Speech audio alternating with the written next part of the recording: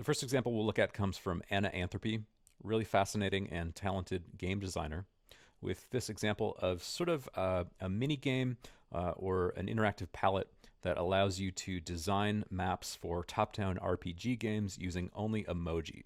So the input here is very simple, just using mouse clicks and mouse positions to allow you to drag and drop different emoji characters onto a canvas.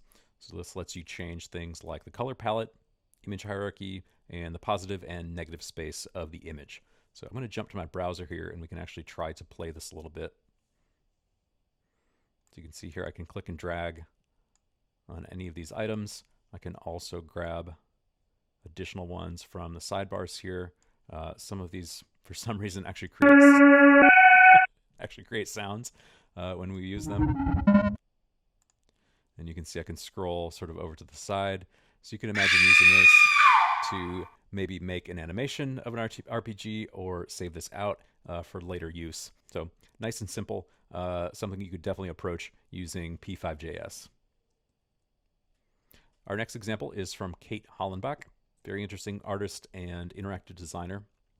So this is an example of an interactive drawing program that uses the hand position and hand gestures, as well as the speed of movement of a viewer.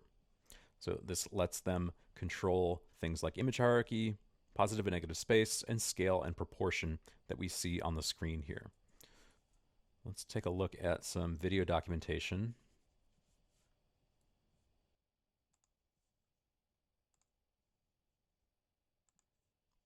So you can see here different hand gestures are making drawings happen in a different way on the canvas.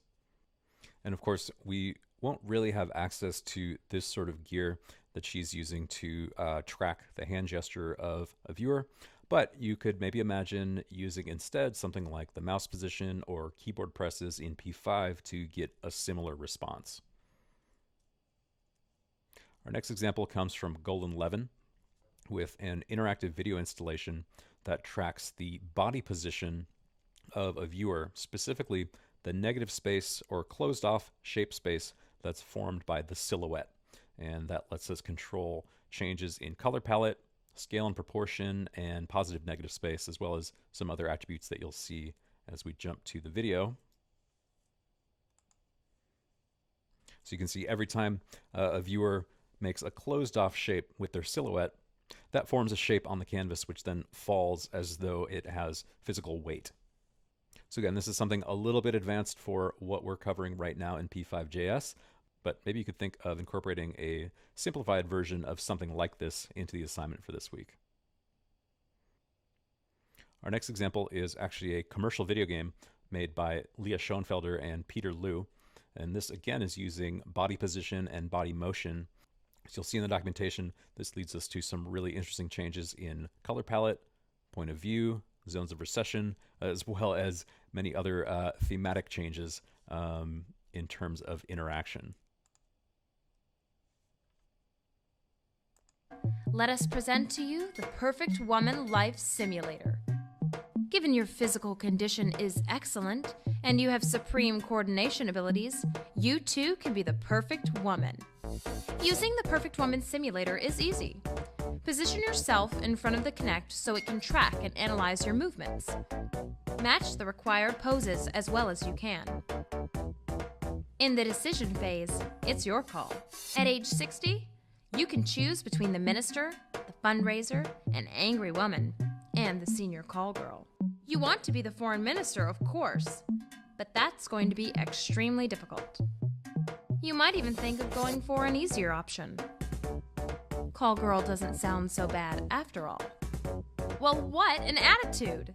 We're here to be perfect, and you can do it. Yahoo! So choose the minister and accept the challenge. You will manage if only you try hard enough. The Perfect Woman Life Simulator uses a scientifically accurate algorithm to compute life difficulty.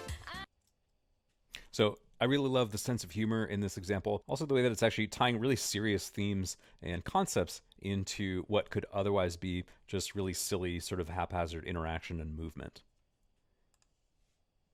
Our next example comes from Patrick Smith. really interesting and talented game designer and motion designer. And this example is an alphabet learning tool for young children that uses fingertip touch on a touchscreen to control changes in color palette, projection system, and graphic style. So let's take a look at some video documentation. Introducing Metamorphabet, a playful, interactive alphabet for all ages. Guided by your touch, each of the familiar 26 letters transforms into a series of playful, interactive vignettes. Metamorphabet is an intuitive game that draws children and adults alike into the meticulously imagined world of the alphabet. It's a beautifully designed, responsive experience full of luminous imagery and delightful surprises. So again here, in terms of the quality of animation, the motion, probably not something we're going to approach during this week's assignment, but I think the structure of this has some really nice takeaways that, again, maybe you could incorporate some simplified versions of what's going on here into your work for this week.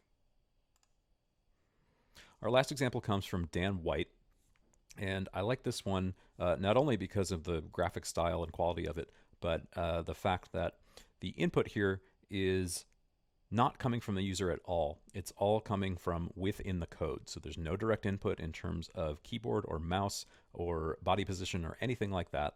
But we're still getting some really striking changes in terms of positive and negative space, image hierarchy, and scale and proportion just from repetition of really simple changes. So again, this might be something you could crib and bring in elements of into your work for this week.